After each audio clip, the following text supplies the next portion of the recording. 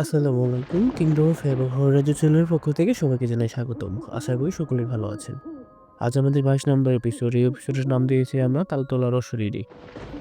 তো চলুন কথা না বলে ঘটনায় চলে যাই। ঘটনা পাঠিয়েছেন জিলুর রহমান ভাই ময়মনসিংহ থেকে। তিনি যেভাবে লিখেছেন আমি সেভাবে বলার চেষ্টা করছি। সাল ২০০৫।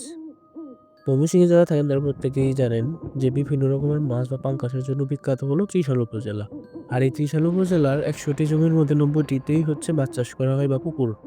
আর কিছু, কিছু আবাদি জমি থাকে, হয়তো কম মানে আবাদি জমির পরিমাণ খুবই কম। আর যখন এই মাছ সিজন আসে তখন মাছ মানে পুকুর থেকে তোলা হয়। বিভিন্ন জায়গা থেকে লোকজন আসে এখানে কাজ করার জন্য। এই উপজেলার স্থায়ী বাসিন্দা ছিল মনোয়ার ভাই। মনোয়ার ভাইয়ের ছিল অনেকগুলো পুকুর।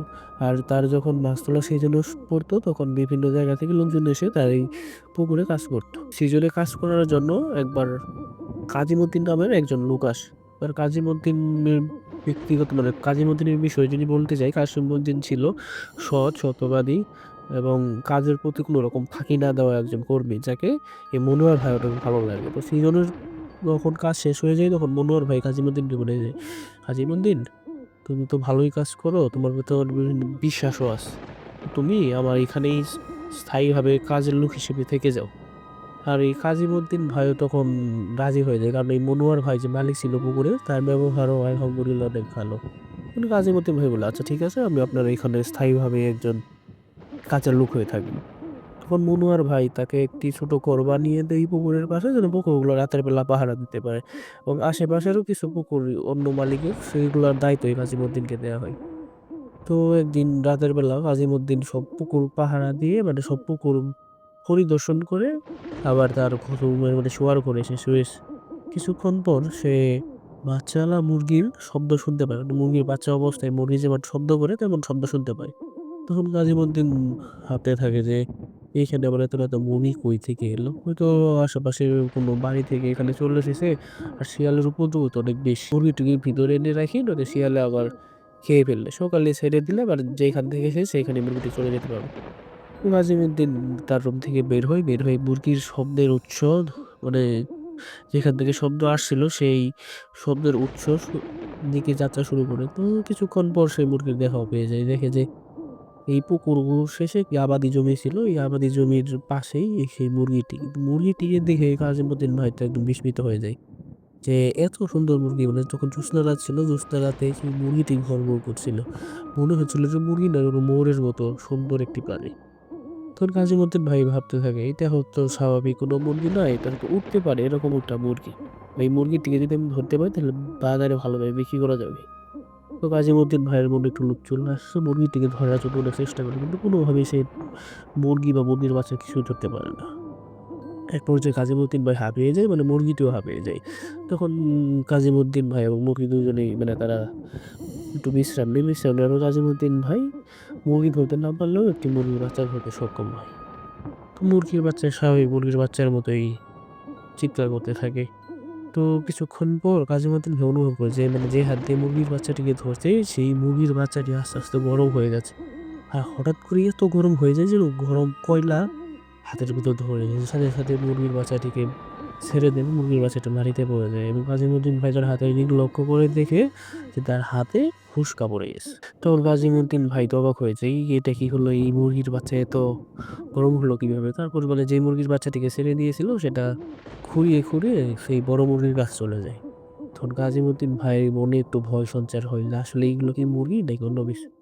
তারপর সেই বড় বড় মুরগিটির দিকে যখন তাকায় কাজীমুদ্দিন ভাই লক্ষ্য করে যে এই বড় মানে মুরগিটি আস্তে আস্তে অনেক বড় হয়ে যাচ্ছে এবং বড় হতে হতে একটি উট পাখির আকার ধারণ করে এবং সেই মানে এই মুরগিটির চোখ দুটো আগুনের জ্বলজ্বল করছে, যেখানে চোখ নেই, মানে আগুন জ্বলছে চোখের ভিতর। এটা দেখে তো মনোয়ার ভাই পিলে চমকে যায় যে, তখন মনোয়ার ভাবে যে আমি তো অস্বাভাবিক কোনো কিছুর খপ্পরে পড়ে গেছি। তখন মনোয়ার ভাই কোনো কিছু মানে চিন্তা না করে দৌড়াতে শুরু করে।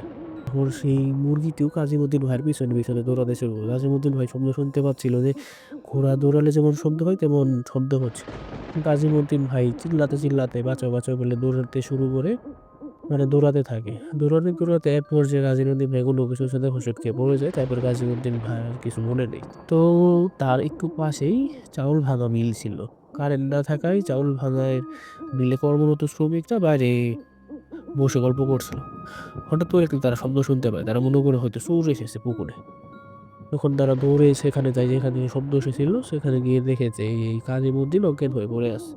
তারপর সেই কাজীমুদ্দিন ভাইয়ের যে মালিক মনোয়ার ভাই তাকে জানানো হয়। তারপর সেই মনোয়ার ভাই আসে কাজীমুদ্দিনকে তার বাড়িতে নিয়ে যায়। নিয়ে যেই কিছুক্ষণ পর এই কাজীমুদ্দিন ভাইয়ের মনোয়ার ভাই তাকে বলে যে, "কাজীমুদ্দিন কি হয়েছিল? তুমি সেখানে এভাবে পড়েছিলে কেন?" তখন এই কাজীমুদ্দিন ভাই এই মুরগির ঘটনাটি খুলে বলে। মনোয়ার ভাই বলে যে, "এই মুরগি নিয়ে এর আগে অনেক ঘটনাই ঘটেছে। তো তোমাকে কঠোর নির্দেশ দিলাম। মুরগি যদি কখনো দেখো মুরগি মন মতো থাকবে, তুমি তোমার মন মতো থাকবা। মুরগির আশেপাশেও যাবা না।" কাজীমুদ্দিন ভাই বললে, "আচ্ছা ঠিক আছে।" তো এরপরে যে কাজীমুদ্দিন ভাইয়ের জ্বর উঠবে বা কোনো সমস্যা হবে তখন কিছু হয়নি। তো ১ বছর পরের কথা, তখন এই মাছ তোলার সিজন। সারাদিন মোটর দিয়ে পানি সেচা হয়েছে, হাঁটু পর্যন্ত পানি আছে। কিছু মাছ ধরে হয়েছে আর বেশিরভাগ মাছ সেই পুকুরেই রয়ে গেছে। পরের দিন সকালবেলা আবার মাছ ধরে গাড়িতে করে পাঠিয়ে দিবে। তো তখন সেদিন রাতে মালিক মনোয়ার ভাই কাজীমুদ্দিন ভাইকে বলে যে, "আজকে একটু ভালো করে পাহারা দিও, যেহেতু চোরের উপদ্রব বেশি। চোর এসে যেন মাছ চুরি করে না নিয়ে যায়।" তো সেদিন কাজীমুদ্দিন ভাই একটু মানে ঘুম কমিয়ে দেয়। এই পুকুরের পাহারা একটু বাড়িয়ে দেয়। মানে বেশি করে পুকুরের চারপাশে ঘুরতে থাকে যেন মাছ কেউ চুরি করতে না নিয়ে যায়। তো ২-১ বার ঘোরার পর দেখে যে চোর নাই।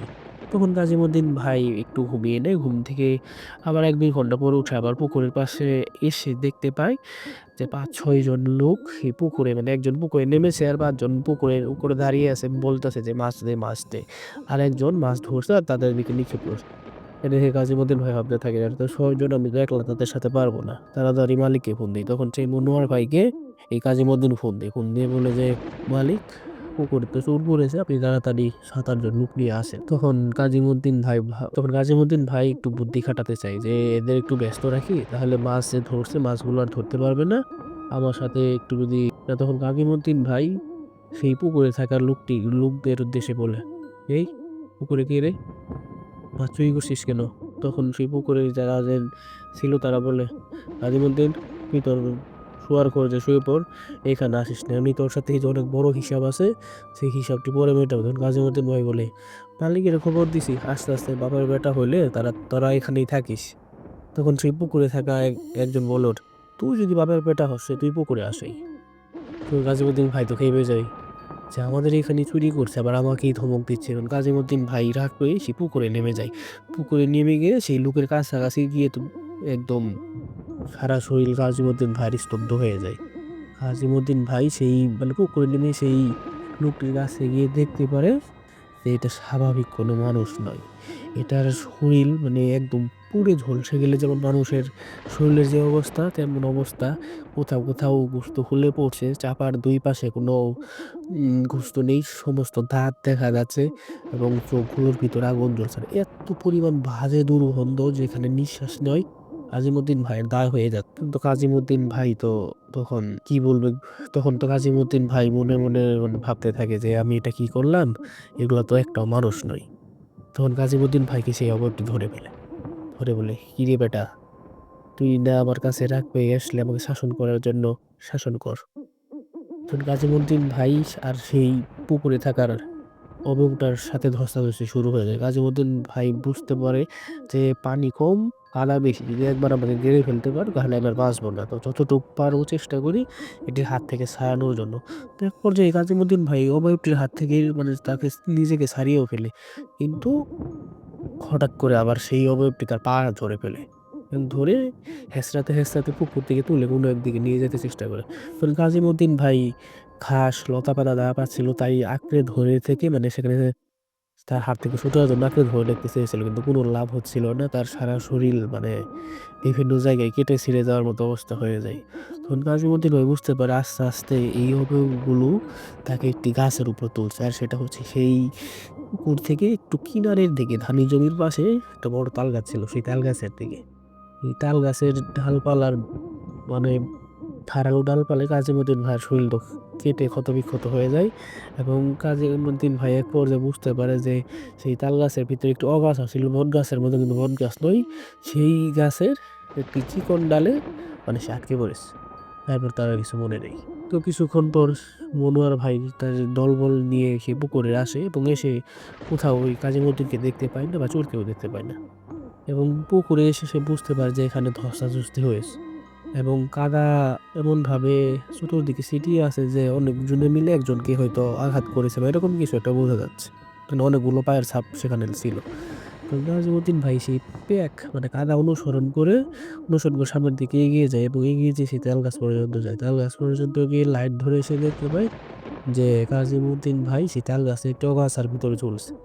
তো অনেক কষ্টে তাকে সেখান থেকে নামানো হয়, সেখান থেকে নামিয়ে সরাসরি ময়মনসিংহ মেডিকেল হাসপাতালে আনা হয়।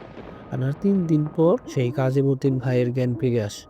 ও কাজিমুদ্দিন ভাই সমস্ত ঘটনা খুলে বলার পর কাজিমুদ্দিন ভাই যখন সুস্থ হয়, তখন এই মনোয়ার ভাই সেই কাজিমুদ্দিন ভাইকে নিয়ে বড় হুজুরের কাছে যায়। তখন সেই হুজুর এই কাজিমুদ্দিন ভাইয়ের রুকিয়া করে এবং বলে যে কাজিমুদ্দিন একদিন একটি মুরগির ধরার জন্য অনেক চেষ্টা করে। আসলে সেগুলো মুরগি ছিল না, সেগুলো ছিল ২টি জিন এবং ২টি জিনের ৬টি বাচ্চা। ছয় সেগুলো ছিল ২টি জিন এবং ২টি জিনের ৪টি বাচ্চা। তো কাজীমুদ্দীন তাদের একটি বাচ্চাকে এমনভাবে ধরেছে সেই বাচ্চাটি খুড়া হয়ে গেছে। সেই প্রতিশোধ নেওয়ার জন্য তারা এখনো কাজীমুদ্দীনের পিছনে লেগে আছে। আর এইগুলো হচ্ছে এমন প্রকৃতির জিন, এগুলো কোনো ধর্মে বিশ্বাসী নয়। তারা এখানেই থাকে, আর এগুলো কোনো জাতের অন্তর্ভুক্ত নাই। তাই এই জিনগুলাকে হাজির করা বা এই জিনগুলাকে বন্দী করাও সহজ নয়। আর এই জিনগুলোকে বন্দী করতে গেলে সবগুলা জিনকে একসাথে বন্দী করা যায় না।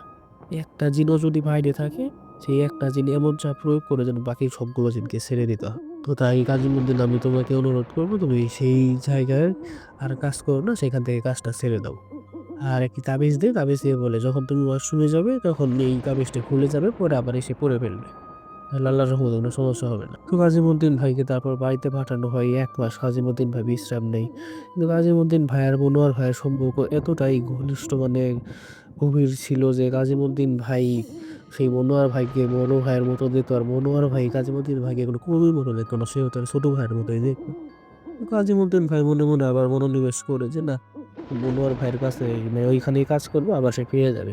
পরিবারের অনুরোধ সত্ত্বেও অনুরোধ জানায় যে সেখানে যাওয়ার দরকার নেই, কিন্তু সে অনুরোধ না শুনে আবার যায় এবং সে এবার তার বউ বাচ্চাকে নিয়ে যায়। বউ বাচ্চা একটি ভাড়া ঘরে, মানে বউ বাচ্চাকে নিয়ে একটি ভাড়া রুমে, ওই বউ বাচ্চা নিয়ে একটি রুম ভাড়া করে সেখানে তার বউ বাচ্চাকে রাখে এবং রাতের বেলা সেই যে আগের যে ঘরটা ছিল সেখানে আরো একটি লোক মনোয়ার ভাই দেয়, সেখানে আবার পাহারা শুরু করে এবং লাইটও লাগিয়ে দেয়।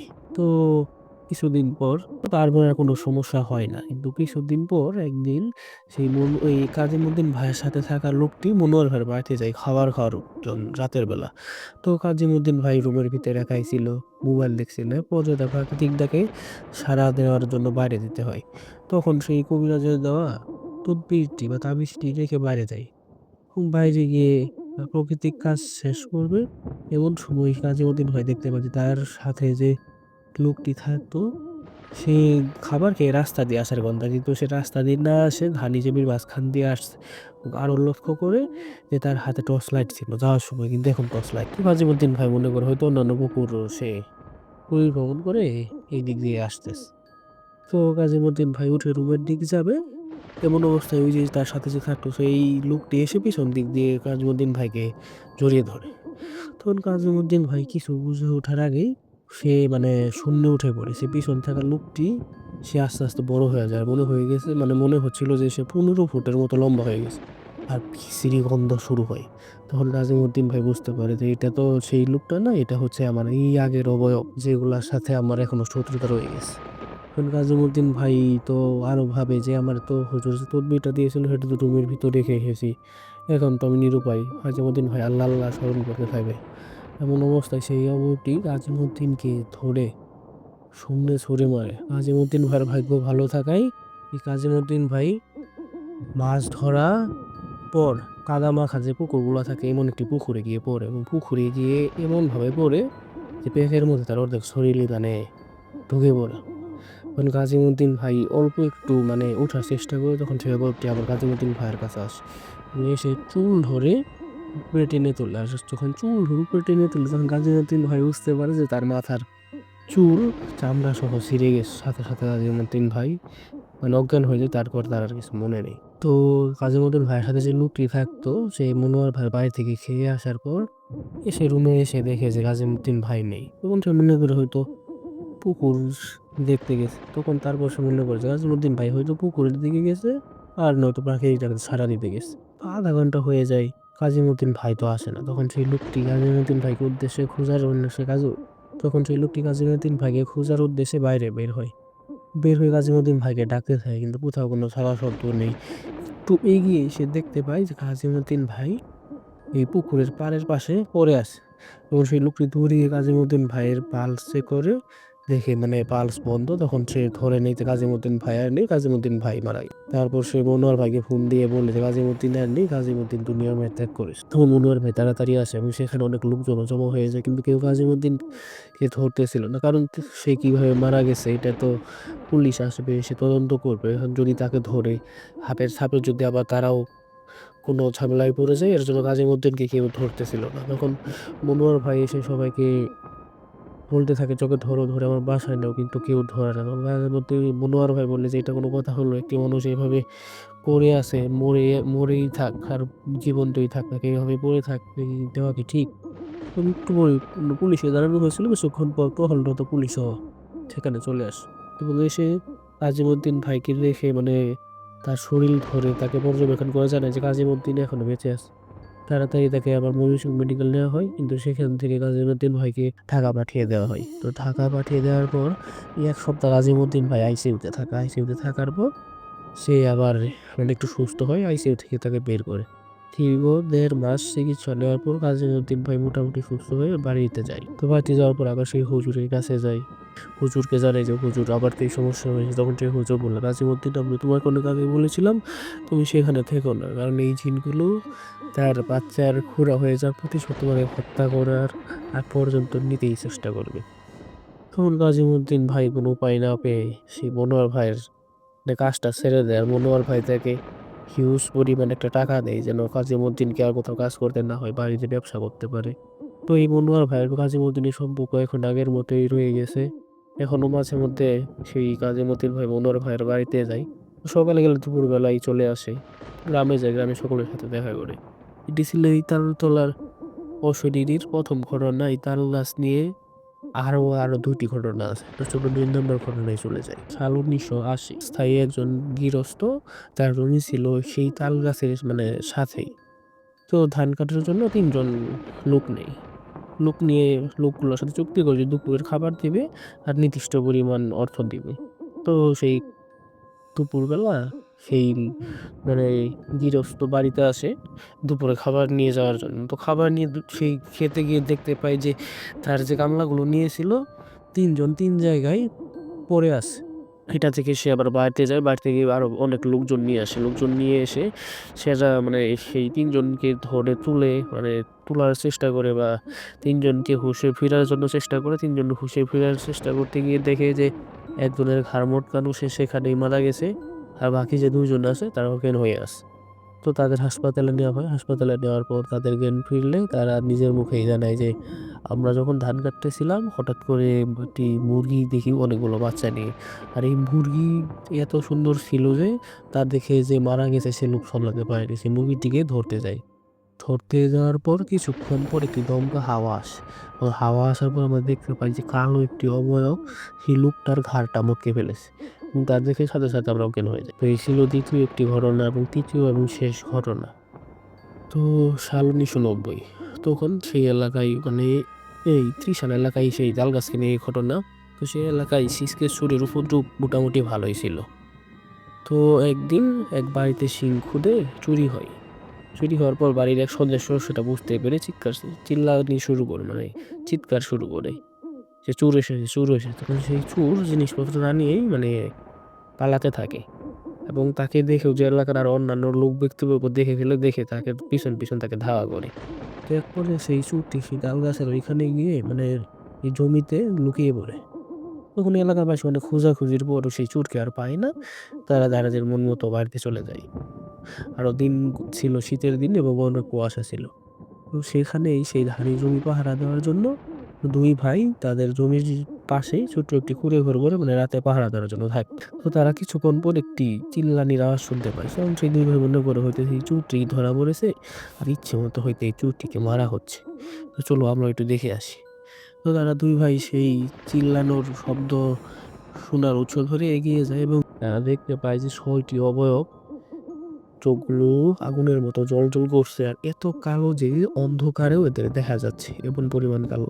আর দেখে এরা ২ জন সাথে, সাথে সেই ধান খেতে বসে পড়ে এবং সেদিকে লক্ষ্য রেখে দেখতে পারে যে ৬ টি অবয়ব সেই তাল গাছের দিকে যাচ্ছে এবং পিছনে থাকা অবয়বটি কিছু একটা টেনে, টেনে নিয়ে যাচ্ছে। তো সেই তাল গাছের ওইখানে গিয়ে টিকটিকি যেভাবে দেয়ালে চলাফেরা করে ঠিক এইভাবেই অতি দ্রুত গাছের উপর ৫ টি অবয়ব উঠে পড়ে। আর ৬টি মানে ৬ নম্বর অবয়বটি উঠে কিছু একটা টেনে নিয়ে এসে উঠতে থাকে।